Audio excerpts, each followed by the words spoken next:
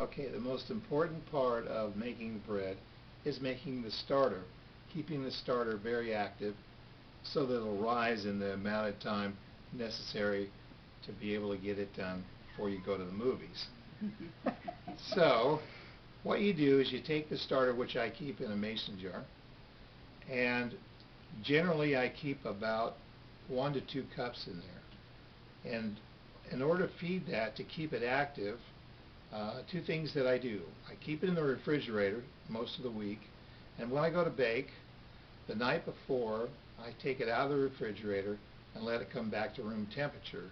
In the morning, I add to the starter more flour and water, about the same amount as the amount that's found in the jar.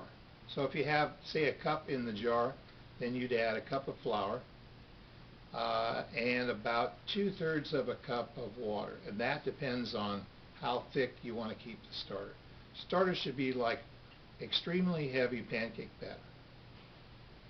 So you add the flour and stir in the water and then let it set. I usually make my bread the same day that I feed the starter.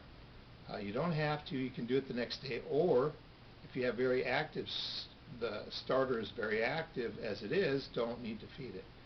I only bake bread once a week, but sometimes you can make other things too, like biscuits and pancakes and things that you might want to use sourdough for.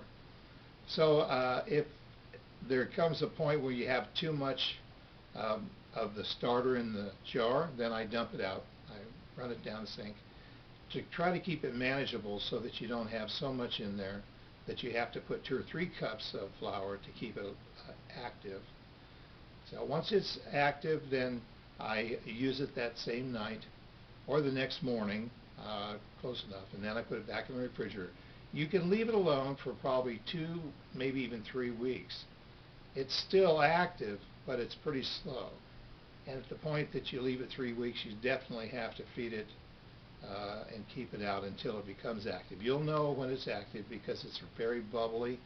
It's a lot of air bubbles in it.